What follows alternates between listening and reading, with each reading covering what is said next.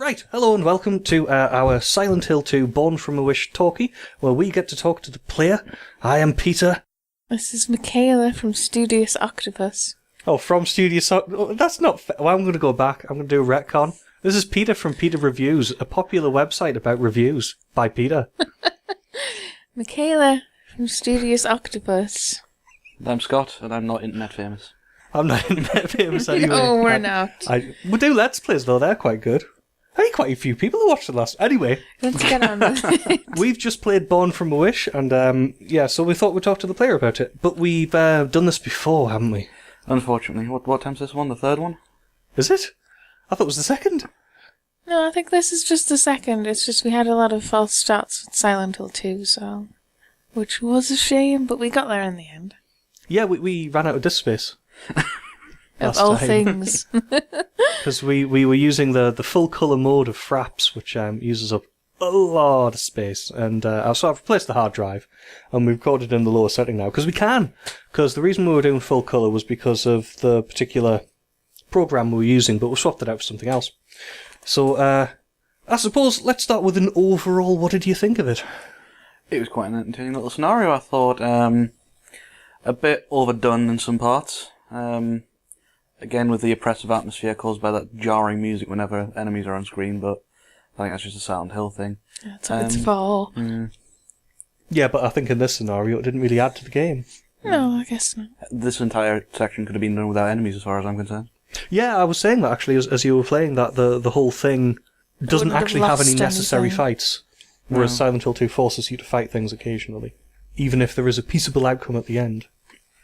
So what did you think about the intro? Because we were saying it was still quite long, but it was shorter than Silent Hill 2, so what did you think? Do you think it worked?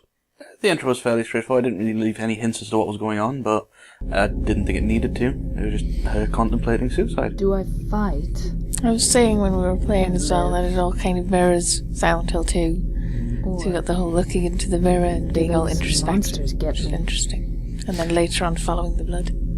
I don't have any reason. A little bit like Half-Life games always start on trains, or in some sort of movie thing. A movie thing, yes, that's a very technical term. You did complain last time, and you mentioned the voice acting quality, or the quality of the recording. Ernest didn't sound quite right, and his voice actor didn't really sort of portray any emotion. It felt quite flat listening to him. I don't think that was possibly deliberate, though. Maybe. I don't think it was. Well, I think he was probably trying to portray someone who's given up. I think that's the idea. I mean, I don't know whether the execution really works, though. But even when the parts when he was supposed to be emotional, like when he realised why she was holding the envelope as she fell, that didn't really sound as a moment of realisation. It just was the same tone he'd used for every other sentence he's spoken. So I think part of it is because it's a ghost story. Yeah. And Silent Hill 2 isn't.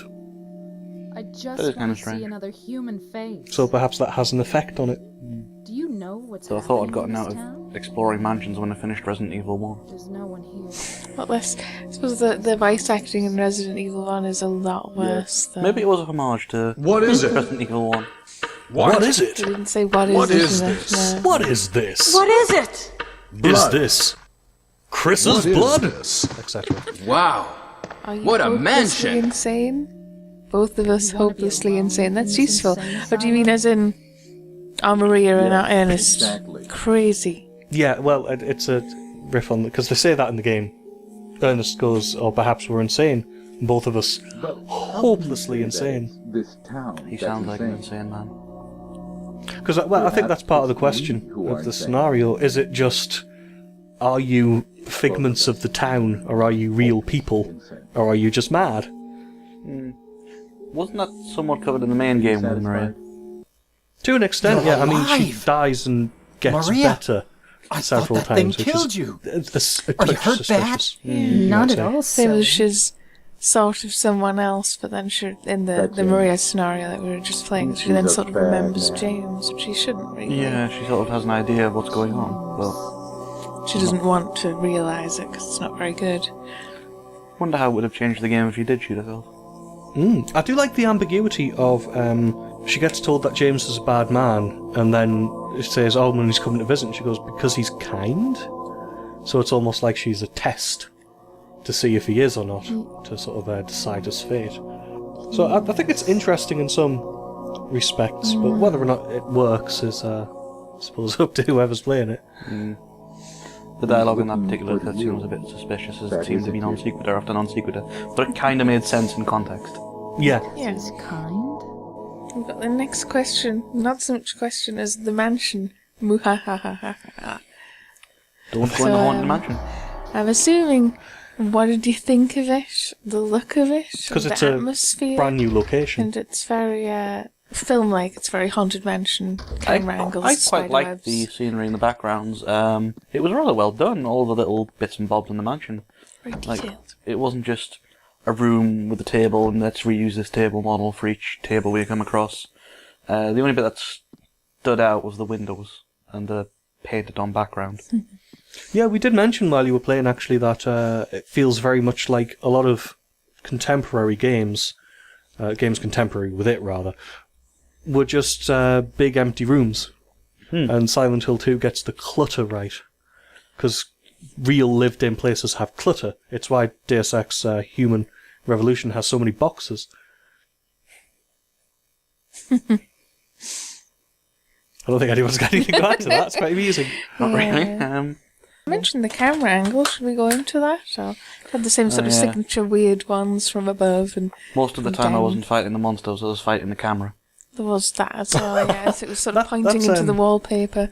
That's not what I meant, actually. I meant the way the camera angle sort of would slowly do a panorama of the room as you were yes, talking during to the Ernest and things like cutscenes. that. And it would Finally look over the found candles somebody. that didn't have wicks and things like that. Because I thought it was an interesting way to give some sort of visual interest to what's essentially just a long conversation between two people Give your eyes something to do while you listen to them drone on. through a door, which is weird as well. That kind of separation sort of reinforcing the fact that Ernest isn't actually there before the big reveal at the end, where it's an empty room and there's no one in there. He has some sort of physical presence as he moves things around.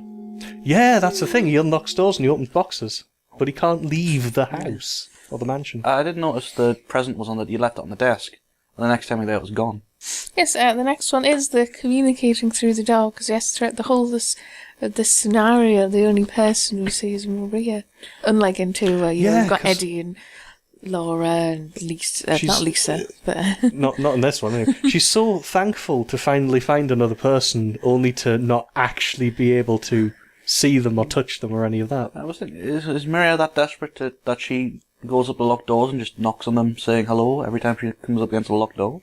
She tried to open it first, to well, be that's the thing. I fair. suppose she's kind of desperate. She was thinking about killing herself because she's not sure if it's worth it She or if never- she's crazy. She or never if tried she's... that with any other locked door. There was a few in the mansion she didn't do that, dude.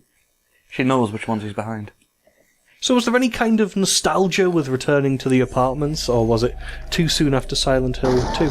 I didn't really like the apartments in Silent Hill 2, so I was glad to be in and out as fast as possible. In fact, I agree with you. I think it was one of the parts of the games which dragged a little bit, because it's supposed to be desolation. I think it overdoes it slightly. This is the bit with the James in the chair with the TV, and there's the pyramid head bits. You wouldn't have them without the apartments. No, I mean mostly just the exploring the corridors and Yes, trying there's the a lot of doors. And having to and fro and going from one room to get a key to another room to push something out the way. Maybe if there was only one set of apartments, but they made them 2. But anyway. also, I do feel like it partially sets up Silent Hill 3 quite well with the. It sets up the sort of religious overtones with Silent Hill 3 and talking Yes, about what God is. Not just that, but the sort of the ritualistic stuff that it was continuing in It the wasn't really books. God singular, it was gods plural. It was, yes. And as she said, it's like she's not sure God is the right word for what we're talking about anyway. So yes, a nice little bit of foreshadowing there. That won't ruin Silent Hill 3, don't worry. Which we will be playing soon. So we should probably leave this here. Unless Yeah. anyone's got anything else to say? No, I'm good. There's nothing to add. In which case, we'll see you all again for Silent Hill 3. Bye-bye. Dun dun dun. And bye from me as well. Okay, see you then.